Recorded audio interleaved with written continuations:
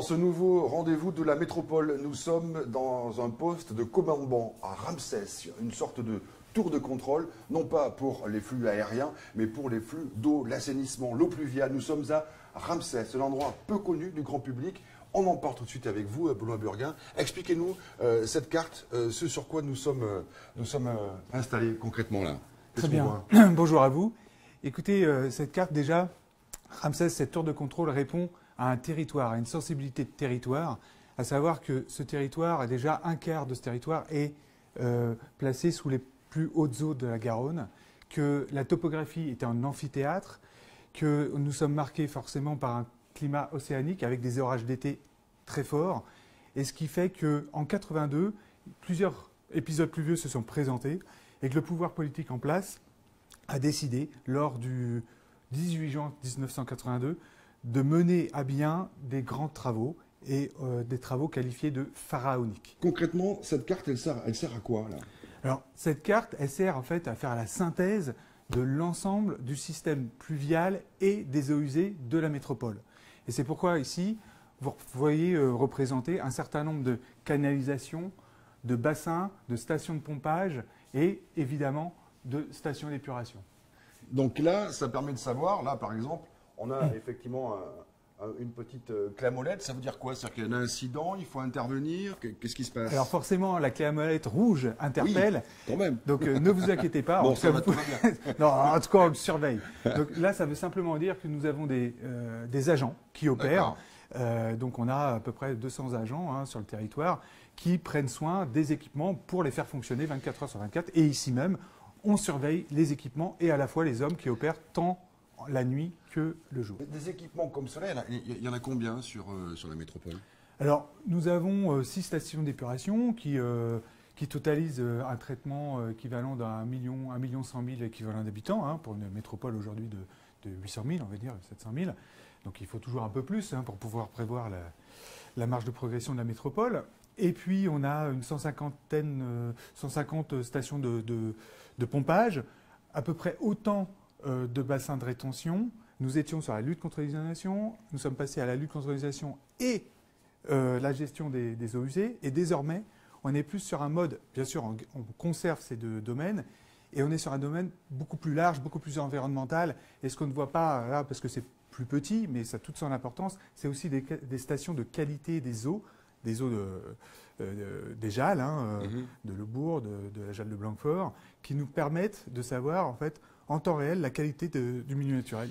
Et il y a aussi un traitement des eaux pluviales. On est à quelques mètres d'un centre qui s'appelle la Grenouillère, qui traite effectivement les eaux pluviales. Pourquoi, comment? On y va tout de suite. Nous voici donc à la Grenouillère. Nous sommes ici à 24 mètres à peu près, sous la terre, dans cet énorme bac, on va dire. Expliquez-nous un petit peu où nous sommes là. Donc nous sommes au niveau du Grand Parc, près du cours du Médoc. C'est un bassin qui a pour objet de capter les eaux de ruissellement et unitaires du bassin versant des jardins publics et Micoud-Nord. Et donc on peut avoir des entrées d'eau qui atteignent jusqu'à 17 mètres cubes secondes. Et vous avez devant vous un premier fût central qui, lui, est chargé de recevoir les eaux les plus chargées des premières pluies. Les premières pluies, parce que là, vous traitez aussi l'eau pluviale. Exactement. De façon à la rejeter, cette eau pluviale, la plus propre possible, parce que l'eau pluviale, c'est logique. Les premières pluies, en tout cas, récupèrent tout ce qui est hydrocarbures, etc. Donc, plutôt que de rejeter ça directement, il faut d'abord le traiter. Donc ici, au centre, ce bassin énorme, ça tourne très vite, c'est ça? Exactement, c'est l'effet vortex qu'on appelle. Donc il y a un effet vortex, un effet de décantation dans ce fût central. Une fois que ce fût central est rempli, l'eau s'élève, ça déborde et ça tombe à nos pieds ici, par chute d'eau.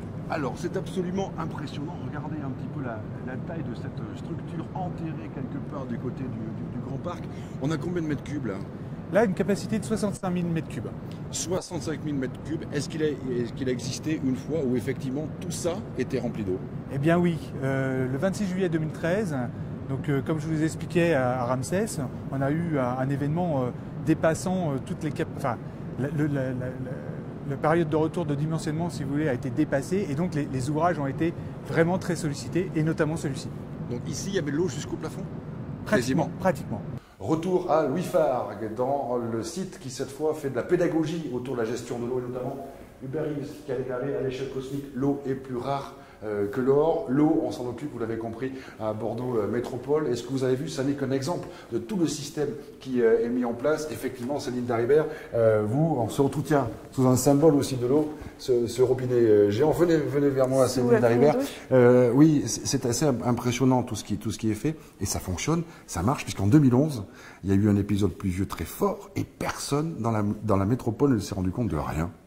Ben ça, c'est les travaux, c'est une histoire qui est vieille de plus de 20 ans, puisque depuis 1982, Bordeaux Métropole a massivement investi pour faire des bassins, puisqu'aujourd'hui on a à peu près 150 bassins sur le territoire. Alors on a vu Ramsès, le poste de commandement, on a vu la grenouillère, et son efficacité est importante, je l'ai dit, hein. En 2011, ben voilà, ça a bien fonctionné. Oui, c'était un événement, ce qu'on nous on appelle une pluie de temps de retour 10 ans, c'est-à-dire à peu près il y a une pluie tous les 10 ans comme ça qui tombe.